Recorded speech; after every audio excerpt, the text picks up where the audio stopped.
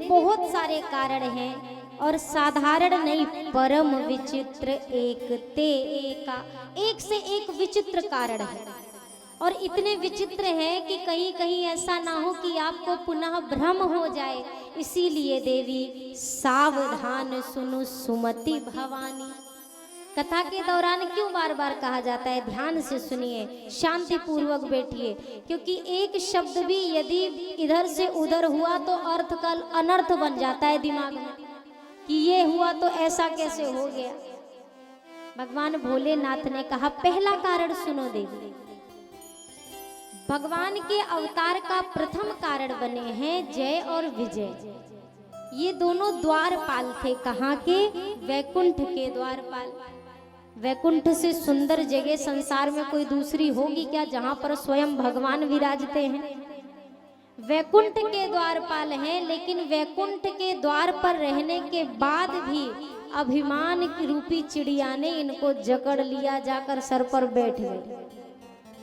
अभिमान कहां तक पहुंच गया देखिए। कल एक प्रसंग आया था राजा दक्ष का, मैंने ज्यादा चर्चा नहीं की, समय की कमी थी। गोस्वामी जी ने मानस में कहा है कि नहीं अस को जन्मा जग माही प्रभुता पाई जाहि मद नाही। इस संसार में ऐसा कोई नहीं है जिसको प्रभुत्व मिले, पद मिले, प्रतिष्ठा मिले और उसे पाने के बाद उसे घमंड ना हो, अभिमान ना हो। जीवन में यदि आपको सफलता मिल रही है ना भैया, तो ठाकुर जी का धन्यवाद करिए, सदैव धन्यवाद करिए कि प्रभु ये मैंने नहीं किया है, ये आपकी कृपा से मुझे मिला है, मेरी वजह से ये नहीं है। हम क्या करते हैं, जीवन में दुख आता है तो सब थोप दिया उस पे, भगवान ने दुख दे दिया। और यदि सुख आया तो हमने बड़ी मेहनत करी थी भैया, इसीलिए तो ये काम पूरा हुआ, इसीलिए हुआ। जीवन में जिस दिन आप सुख के बेला में, हर सफलता में भगवान को श्रेय देना शुरू कर देंगे ना, तो आप देखिएगा कि जीवन का आनंद ही कुछ और होगा। अभिमान, किसी ने कहा कि यदि सफर का मजा लेना है तो साथ में सामान कम रखो, और यदि जीवन का मजा लेना है तो मन में अभिमान कम रखो। आप सफर पे निकले, आप हो एक और बैग है 5, तो आप या तो खुद ही संभाल लोगे या बैग ही संभाल लोगे, दो में से एक ही काम हो सकेगा। मन में जब अभिमान आ जाता है ना, तो अभिमान वैकुंठ के द्वार से भी पटक के लाके नीचे कहाँ फेंकता है? असुर योनि में। जय और विजय को अभिमान किस बात का हुआ? अरे हम तो वैकुंठ के द्वारपाल हैं। और ये होता है जैसे यदि मान लीजिए प्रधानमंत्री हैं, प्रधानमंत्री जी को इस बात का गुरूर नहीं है कि मैं प्रधानमंत्री हूँ, लेकिन उनसे भी ज्यादा भाव उनके बढ़े होते हैं जो उनके द्वार पे पहरेदार चौकीदार होते हैं ना, उनकी गरिमा उनसे भी ऊपर होती है कि हम गेट खोलते हैं तभी अंदर जाते हैं, हमसे पूछे बिना कोई अंदर प्रवेश नहीं कर सकता। यही हुआ जय और विजय के साथ, यही बात हुई। जय और विजय के मन में अभिमान कि हम तो वैकुंठ के द्वारपाल हैं। इसी अभिमान के नशे में चूर होकर जब एक बार सनकादिक मुनि आए भगवान के दर्शन करने, जय और विजय ने दर्शन करने नहीं जाने दिया, रोक दिया द्वार पर। क्यों? अभी ठाकुर जी से मुलाकात नहीं हो सकती है, बाद में आइएगा। संतों ने कहा अरे जाने दो भैया, नहीं नहीं नहीं नहीं, अभी मुलाकात नहीं हो सकती है, बाद में। संतों ने बार बार कहा, जय विजय ने बार बार रोका, अंत में ऋषियों ने शाप दे दिया। भगवान और भक्त के बीच में बाधा उत्पन्न करते हो, जाओ असुर योनि में जाकर जन्म लो। भीतर बैठे भगवान सुन रहे थे, भगवान बाहर आए, भगवान ने संतों से कहा कि अरे इनकी मुक्ति का कोई उपाय बताइए। संतों ने कहा प्रभु इनको 3 जन्म तक असुर योनि में जन्म लेना पड़ेगा, तब जाकर के इनकी मुक्ति होगी, और इनके उद्धार के लिए आपको भी धरती पर अवतार लेना पड़ेगा, तभी इनकी मुक्ति संभव होगी। यही एकमात्र उपाय है। तो यही जय और विजय सतयुग में हिरण्यकश्यप हिरण्याक्ष बने, जिनके उद्धार के लिए प्रभु ने वराह और नरसिंह अवतार लिया। यही जय विजय त्रेता में रावण कुंभकर्ण बने, जिनके लिए श्री राम अवतार हुआ। और यही जब द्वापर में दंत वक्र शिशुपाल बने तो प्रभु ने श्री कृष्ण अवतार लिया। ठाकुर जी भक्तों के प्रेम के वश होकर के ही आते हैं भैया। हृदय में जब तक प्रेम नहीं होगा भगवान नहीं आएंगे। आप लाख माता पटको, लाख परिक्रमा लगाओ, लाख कुछ करो, जब तक हृदय में भाव नहीं होगा। भाव का मतलब समझ रहे हैं? भाव भी दो होते हैं। एक होता है भाव, जो आप दुकान में जाते हैं ना तो किसी भी चीज की एक कीमत होती है, एक भाव होता है। जब तक वो भाव आप दुकान वाले को नहीं देंगे आपको सामान मिलने वाला नहीं है। ठीक उसी प्रकार से जब हृदय का भाव सरकार के चरणों में समर्पित होता है तभी भगवान मिलते हैं, उसके पहले मिलने वाले नहीं है। भक्ति भाव को भूखा कन्हैया, भक्ति भाव को भूखो कन्हैया, रह नहीं पायो रे। और मुझे बीच में भजन के ना कहना पड़े तो सब तालियों के साथ गाएंगे मेरे साथ, सबकी तालियां बजनी चाहिए।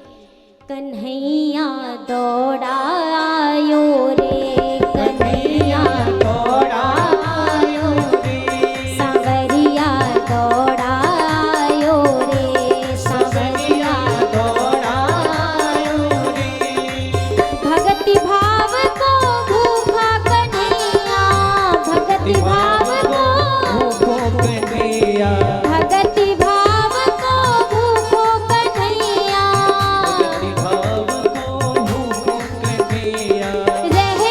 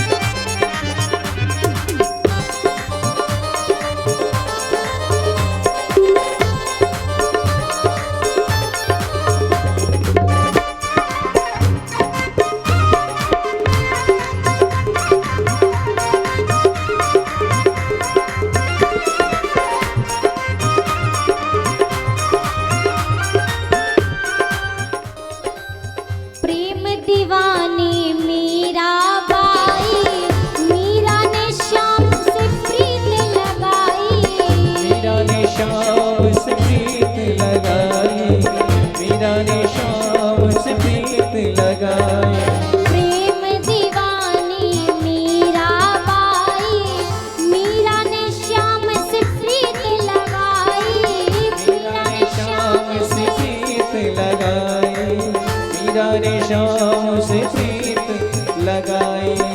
विष का प्याला अधर लगा के, विष का प्याला धर लगा के, विष का प्याला अधर लगा के, विष का प्याला धर लगा के, अमृत बनाया रे कन्हैया मेरा दौड़ाया रे, कन्हैया मेरा दौड़ाया रे, सावरिया मेरा दौड़ाया रे, सावरिया मेरा दौड़ाया रे।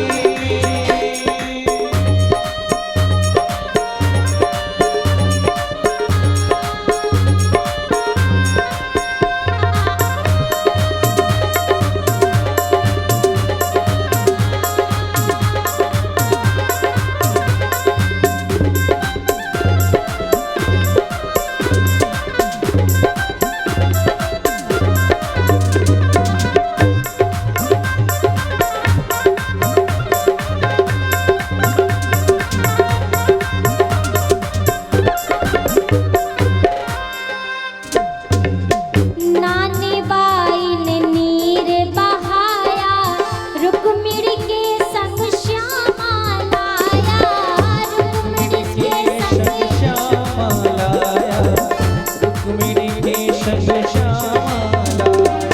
नानी बाई ने नीर बहाया, रुक्मिणी के संग श्यामा लाया, रुक्मिणी के संग श्यामा लाया।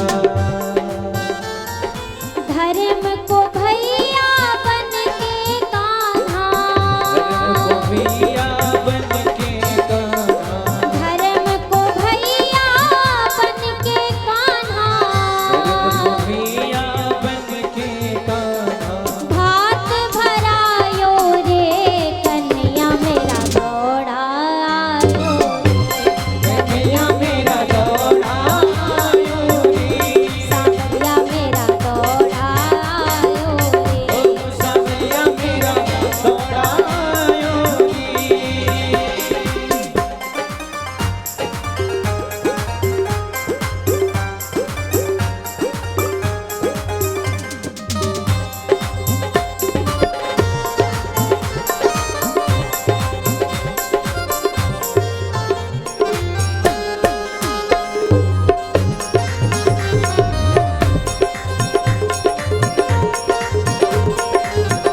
बोलिए सियावर रामचंद्र की।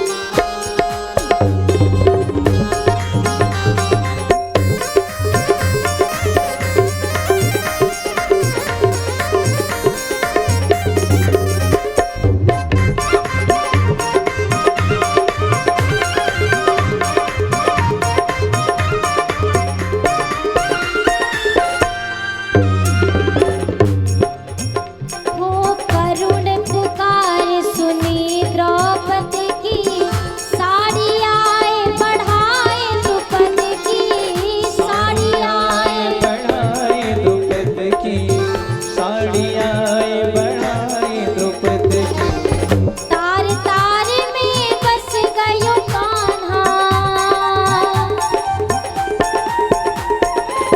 तार तार में बस गयो कान्हा, लाज बचायो रे कन्हैया दौड़ा आयो ओ रे, कन्हैया दौड़ायो रे, सावरिया मेरा दौड़ायो रे, सावरिया मेरा दौड़ायो रे।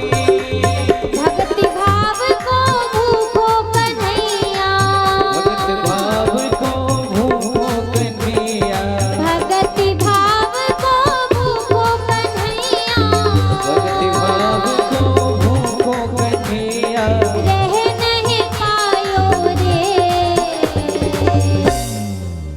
जरा दोनों हाथ ऊपर करिए सब लोग, और एक स्वर में सबको मेरे साथ कहना है।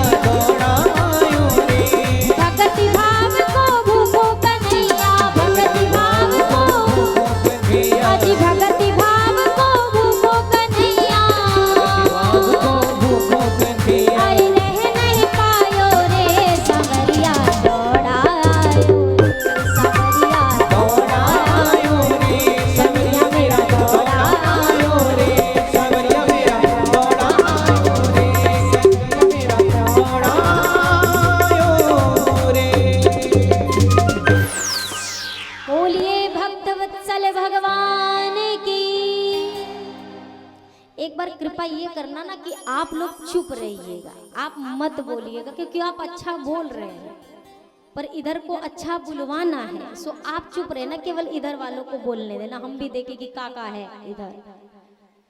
बोलिए सियावर रामचंद्र की।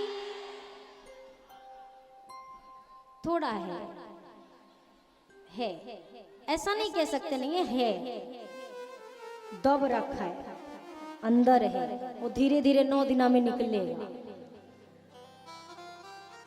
कन्हैया दौड़ा आयो, सांवरिया दौड़ा। इतनी देर कहाँ सुना? भक्ति भाव को भूखो कन्हैया, रह नहीं पायो रे, सांवरिया दौड़ा। अरे आयो रे तो बोलो थोड़ा जोर से। सांवरिया दौड़ा आयो, कन्हैया मेरा दौड़ा आयो। ऐसे दिल से बुलाएंगे ना तब तो आज ही राम जन्म हो जाएगा। यदि ऐसे करके बैठे रहेंगे तो हम काल कराएंगे, फिर आज नहीं कराएंगे। अरे जब कोई वीआईपी आने वाला होता है तो कितनी तैयारियां करते हैं और 100 बार फोन करते हैं, साहब पधारिए पधारिए। तो वो वीवीआईपी से भी ऊपर वाले हैं, उनके आगे जितना भी लगा लो वो कम है। तो उनको ऐसे ही थोड़ी नाम ले आएंगे कि आप ऐसे करके बैठे रहो और हम राम जन्म करा दें। भगवान भोलेनाथ ने दूसरा कारण सुनाना शुरू किया। देवी दूसरा कारण बना जलंधर। जलंधर नाम का जो राक्षस था किसी के हाथों नहीं मारा जा रहा था, कारण उसकी पत्नी वृंदा जो परम सती थी और उसके पातिव्रत धर्म के प्रभाव की वजह से जलंधर नहीं मरता। ठाकुर जी ने जलंधर का वेश बनाया, वृंदा के महल में पहुंचे। वृंदा जैसे ही पूजा छोड़कर उठी, उधर जलंधर पर प्रहार हुआ, जलंधर की मृत्यु हो गई। जलंधर का कटा हुआ सर जब वृंदा के समक्ष आकर गिरा, वृंदा ने श्राप दिया ठाकुर जी को कि जैसे आपने छल करके मुझे मेरे पति से दूर किया है, एक दिन मेरा यही पति छल करके आपको आपकी भार्या से दूर कर देगा। भगवान होकर के जड़वत व्यवहार किया है, श्राप देती हूं कि आप पत्थर के हो जाएं। हाहाकार मच गया, देवता आए, मैया लक्ष्मी आई, प्रार्थना की। वृंदा जी ने भगवान को पुनः उनके स्वरूप में वापस लौटाया, लेकिन स्वयं को जलाकर भस्म कर दिया। जो राख हुई उसी राख से तुलसी मैया का बिरवा निकला, उन्हीं वृंदा जी के तन की राख से। और तब से ठाकुर जी वही शालिग्राम जी के रूप में पूजे जाते हैं और तुलसी जी के साथ उनका विवाह कराया जाता है। भगवान ने उसी दिन कहा कि जब तक मेरे भोग में तुलसी जी का दल नहीं पड़ेगा, एक पत्ता नहीं पड़ेगा, तब तक वो चाहे कितना भी सुंदर भोग हो, मैं उस भोग को स्वीकार करने वाला नहीं। माना कि पुरुष बलशाली है पर जीतती हमेशा नारी है, इसीलिए सांवरिया के 56 भोग पर एक तुलसी का पत्ता भी भारी है। तीसरे कारण में चर्चा हुई नारद जी की। नारद श्राप दीन एक बारा, कलप एक ते ही लगी अवतारा। नारद श्राप दीन एक बारा, कलप एक ते ही लगी अवतारा। गिरिजा चकित भई सुनि बानी, नारद विष्णु भगत पुनि ज्ञानी। गिरिजा चकित भई सुनि बानी, नारद विष्णु भगत पुनि ज्ञानी। कारण कवन श्राप मुनि दीन्हा, काय अपराध रमापति कीन्हा। कारण कवन श्राप मुनि दीना, काय अपराध रमापति कीन्हा। नारद जी ने श्राप दिया। मैया ने कहा बाबा ये कथा पूरी सुनाइए, क्यों श्राप दिया। नारद जी एक बार निकले विचरण करने, एक स्थली पर पहुंचे हिमालय की ओर, समाधिस्थ हो गए। जबकि नारद जी को श्राप की वो एक जगह ज्यादा देर टिक नहीं सकते, फिर भी आज प्रभु की ऐसी लीला, नारद जी समाधि में बैठ गए। इंद्रदेव को लगा कि मेरा इंद्रासन पाना चाहते हैं, इसीलिए इतनी कठिन साधना कर रहे। कामदेव को भेजा जाकर इनकी समाधि भंग करो। कामदेव ने बहुत प्रयास किया, जब नारद जी ने नेत्र नहीं खोले, कामदेव ने अपनी हार स्वीकार करी और हाथ में फूलों का हार लिया और पहुंचे नारद जी के पास। नारद जी ने कामदेव के प्रयास से तो आंखें नहीं खोली थी, पर कामदेव की प्रशंसा सुन के आंखें खोल दी। अच्छा, बड़ाई किसको अच्छी नहीं लगती है। हमारी आपकी भी कोई तारीफ करे तो तारीफ सुनना अच्छा लगता है कि नहीं लगता है?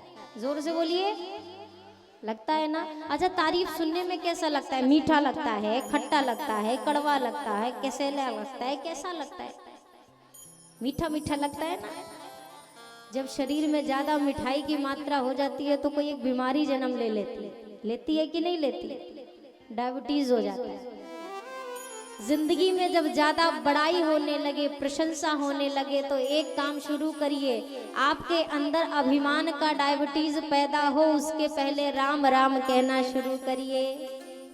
ये राम राम करते रहेंगे ना तो आपके अंदर अभिमान नहीं होने पाएगा, और जहां ये दवा लेनी छोड़ी अभिमान तुरंत जन्म ले लेगा। नारद जी के मन में भी ले लिया। नारद जी भोले बाबा के पास पहुंचे। क्यों? क्योंकि मैं तो भोले बाबा से भी अब एक कदम आगे निकल गया हूं ना। भोले बाबा ने तो कामदेव पर क्रोध किया, जलाकर भस्म कर दिया, पर मुझे देखो ना, मैंने काम पर क्रोध किया ना गुस्सा किया, कुछ नहीं, मुझ पर तो काम का असर ही नहीं हुआ। भोले बाबा को लगा राम कथा होगी, और नारद जी पहुंच के ही काम कथा कहना शुरू की। भोले बाबा ऐसा ऐसा हुआ। भोले बाबा ने कहा ये जो कथा मुझे सुनाइए ना नारद जी, भगवान को मत सुनाइएगा।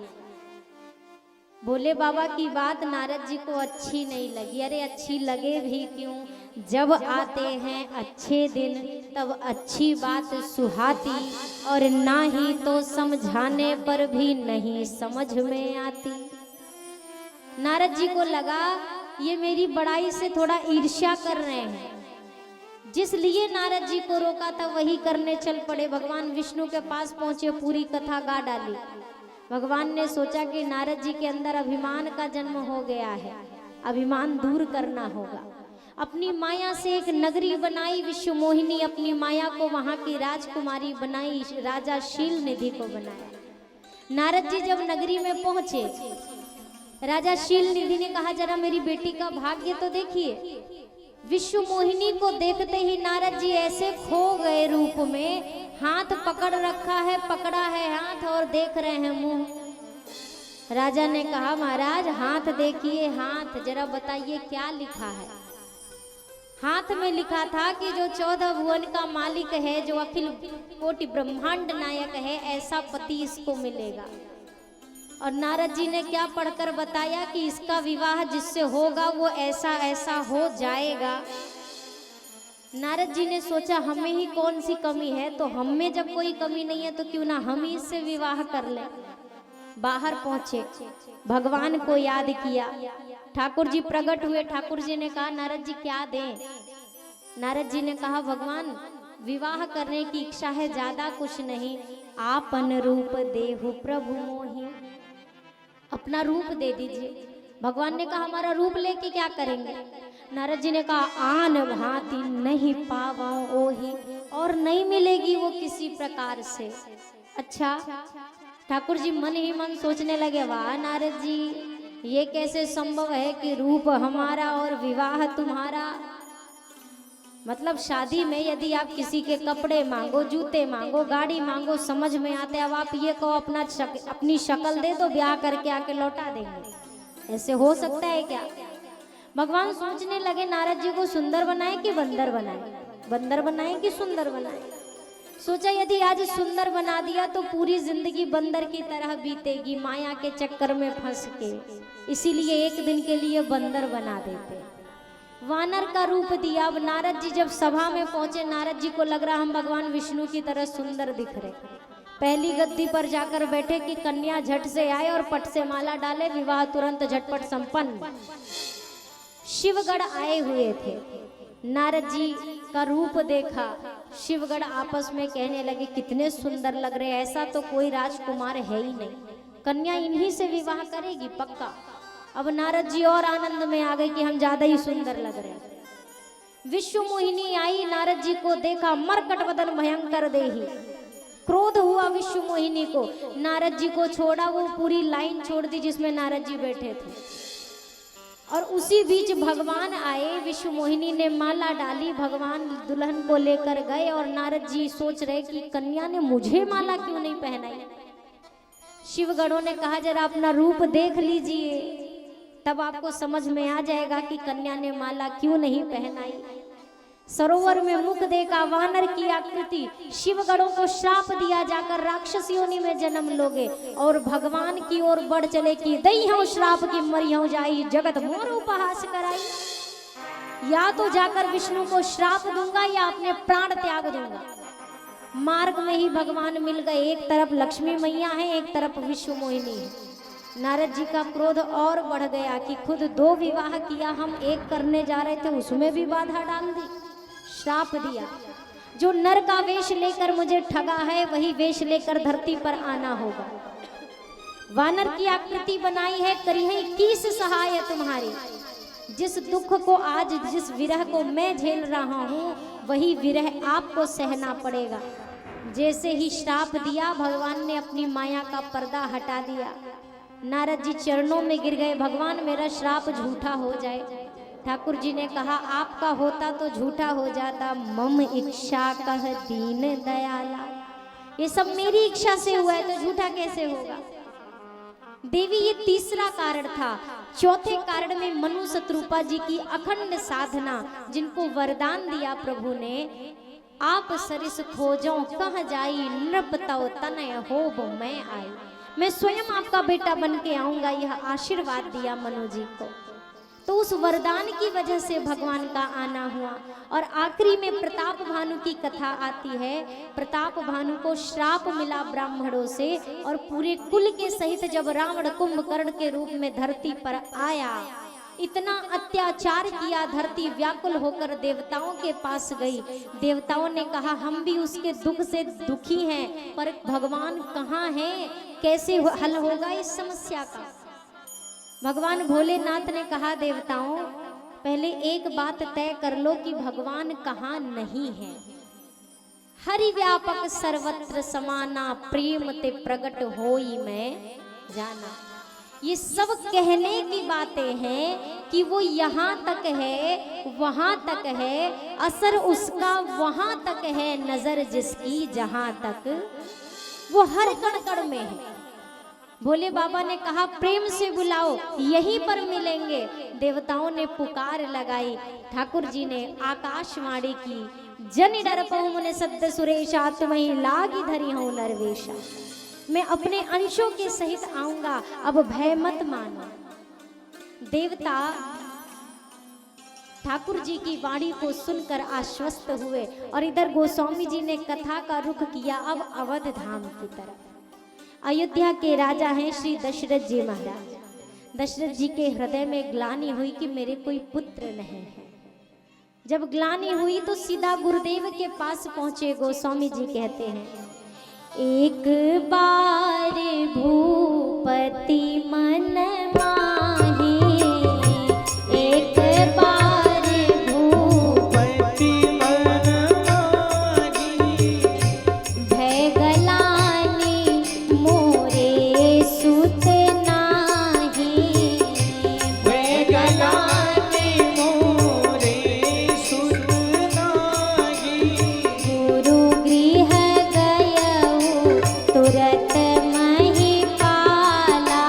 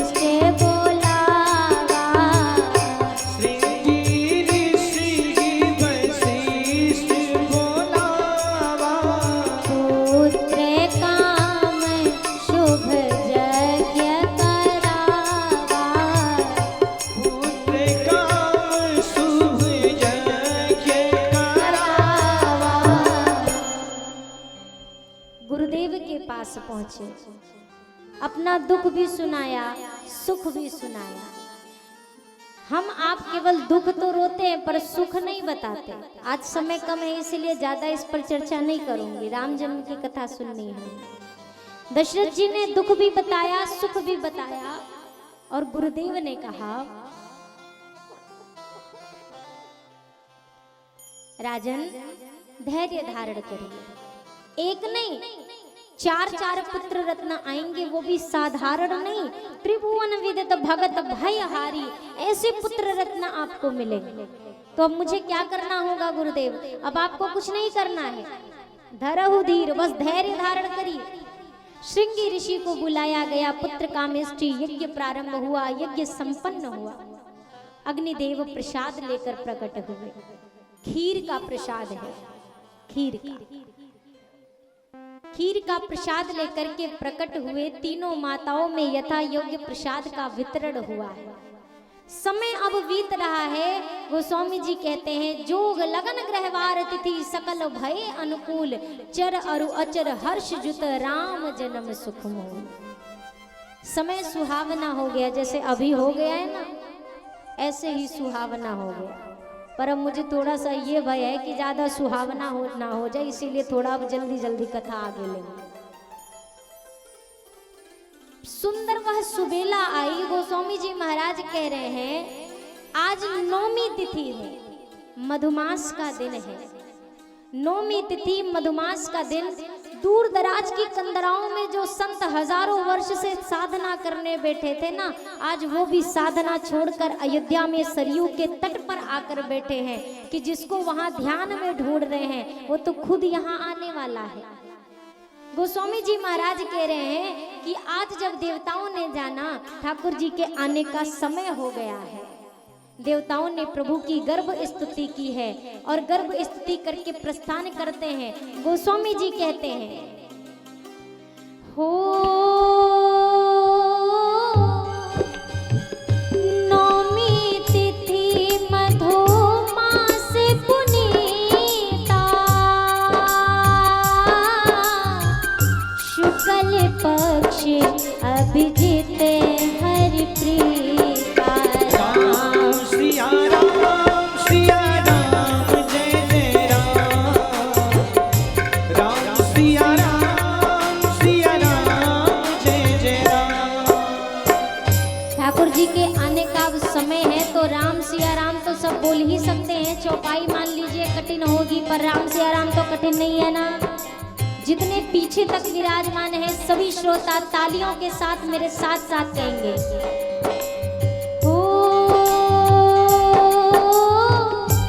मध्य दिवस अति शीत न घामा,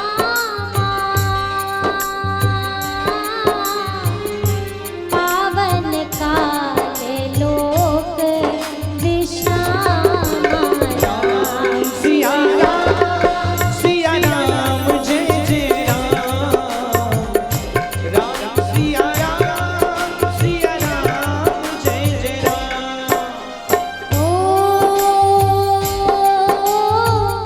शीतल मंद सुरभि बहवाओ,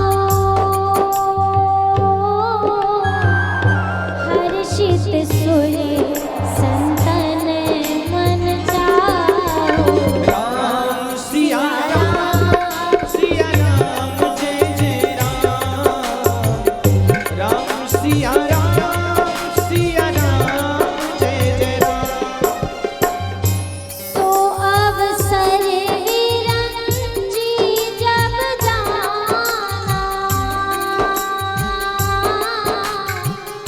चले सकल सुर साज विमाना। राम सिया राम जय जय राम, राम सिया राम जय जय राम।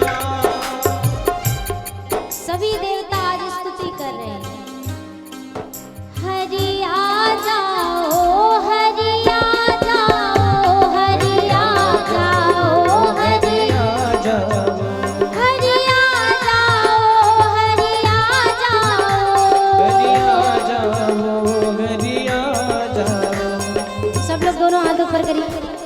सभी लोग और तालियों के साथ सबको कहना है। ओ सब भक्त करे हैं पुकार, हरि आ जाओ एक बार। सब भक्त करे हैं पुकार, हरि आ जाओ एक बार। हरि आ जाओ, हरि आ जाओ, हरि आ जाओ, हरि आ जाओ, हरि आ जाओ, हरि आ जाओ, हरि आ जाओ। हरि आ जाओ।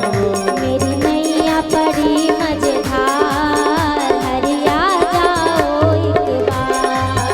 मेरी नैया पड़ी मझधार, हरि आ जाओ एक बार। हरि आ जाओ, हरि आ जाओ, हरि आ जाओ, हरि आ जाओ। हरि आ जाओ, प्रभु आ जाओ। हरि आ जाओ, प्रभु आ जाओ। मेरी नैया पड़ी मझधार, हरि आ जाओ एक बार। मेरी नैया पड़ी मझधार, हरि आ जाओ एक बार। ओ एक तुम ही खेवनहार, हरि आ जाओ एक बार। एक तुम ही जीवनहार, हरि आ जाओ एक बार। देवता गर्भ स्तुति करके प्रस्थान करते हैं। माँ कौशल्या के महल में कक्ष में आभा फैली, प्रकाश फैला। उस प्रकाश के समूह को देखकर मैया समझ नहीं पाई कि ये इतना तेज पुंज कहाँ से प्रकाशित हो रहा है। मैया ने देखा, देखते ही देखते मैया के समक्ष चतुर्भुज स्वरूप धारण किए हुए भगवान श्री नारायण प्रकट हुए। और मैया ने जैसे देखा, दोनों हाथों को जोड़ा और ठाकुर जी की स्तुति करना प्रारंभ किया। जिनको याद है मेरे साथ स्तुति करेंगे, जिनको नहीं याद है वो तालियों के सहित हाथों को जोड़ करके मेरे ठाकुर जी का स्वागत करेंगे। मैया स्तुति कर रही हैं। भय प्रकट कृपाला, दीन दयाला, कौशल्या हितकारी। भय प्रकट कृपाला, दीन दयाला, कौशल्या हितकारी।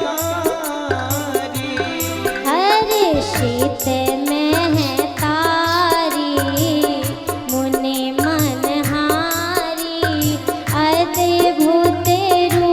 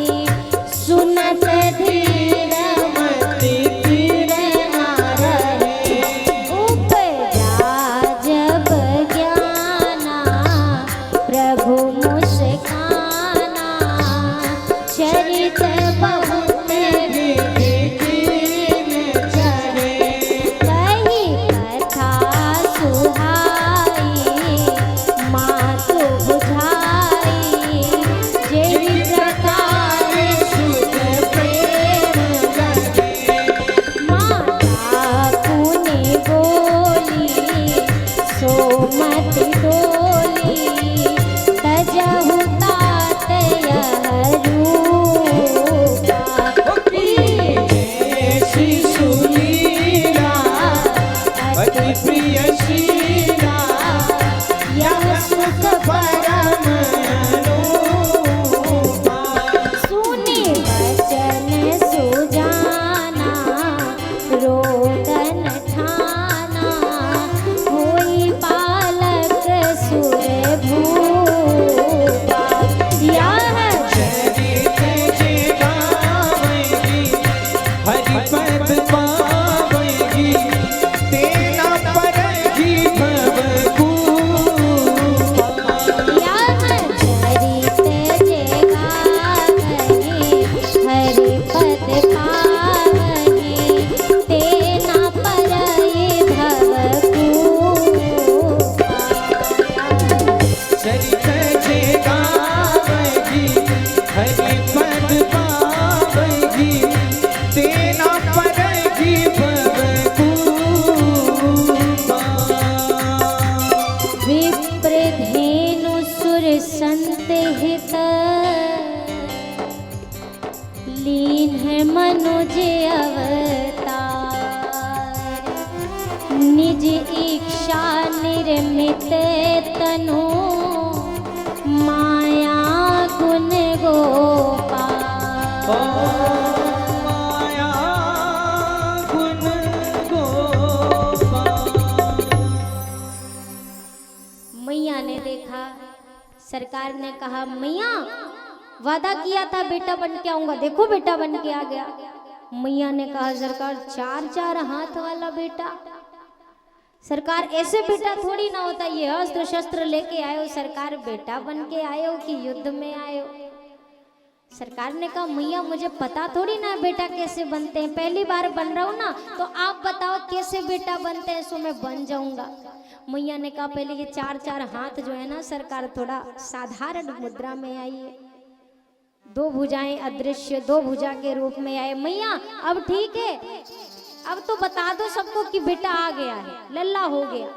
मैया ने कहा सरकार जो लल्ला जन्म लेके आता है वो इतना लंबा चौड़ा नहीं होता है, वो तो मैया की गोदी में होता है। सरकार छोटे हो जाइए। ठाकुर जी छोटे हो गए, मैया के अंक में आ गए। अब मैया से कह रहे मैया अब बता दो कि लल्ला आ गया। मैया ने कहा सरकार अब आप इतना सब कुछ बतिया ही रहे हो तो आप ही बता दो कि हम आ गए। अरे सरकार जो लल्ला जन्म लेके आता है ना वो मैया से बतियाता नहीं है, वो रोता है और उसके रोने से पता चल जाता है कि लल्ला आ गया है। मैया ने ये तो बताया कि रोना है, पर ये नहीं बताया कि कितनी देर रोना है। तो राम जी ने रोदन ठान दिया और लगातार रोना शुरू किया। और जैसे ही लल्ला के रोने की आवाज आई, दासियां दौड़ करके पहुंची और मैया कौशल्या के बगल जब लाल जी को देखा, दौड़ के महाराज दशरथ के पास पहुंची। गोस्वामी जी कहते हैं अरे सुने शिशुरुदन परम प्रिय बानी, सुने शिशुरुदन परम प्रिय बानी, हाँ संभ्रम चली आई सब रानी, संभ्रम चली आई सब रानी। दशरथ पुत्र जन्म सुनिका, दशरथ पुत्र जन्म सुनिका, हाँ मानहु ब्रह्मानंद समाना, मानव ब्रह्मानंद समाना, जाकर नाम सुनत शुभ होई, जाकर नाम सुनत शुभ होई। हाँ मोरे गृह आवा प्रभु सोई, मोरे गृह आवा प्रभु सोई। हाँ परमानंद पूरी मन राजा, परमानंद पूरी मन राजा, हाँ कहा बोलाई बजावहु बाजा, कहा बुलाई बजावहु बाजा। दशरथ जी के पास दासी दौड़ करके गई, महाराज बधाई हो, मैया कौशल्या ने एक सुंदर से लाल जी को जन्म दिया है। दूसरी दासी दौड़ी, महाराज बधाई हो, मैया कैकेयी ने भी एक लल्ला जी को जन्म दिया है। तीसरी दासी दौड़ी महाराज, बारंबार बधाई हो, मैया सुमित्रा ने दो लाल जी को जन्म दिया है। दशरथ जी के आनंद का तो ठिकाना ही नहीं। दशरथ जी महाराज ने पूरे नगर में घोषणा कराई, घर घर बाजे गाजे बजाए जाए, बंधनवार बांधे जाए, चौके पुराई जाए। आज अयोध्या नगरी को ऐसा भव्य सजा दो कि हर घर अयोध्या का राजमहल लगना चाहिए और कोई आने वाला ये समझ ही ना पाए कि लल्ला किस घर में हुआ है।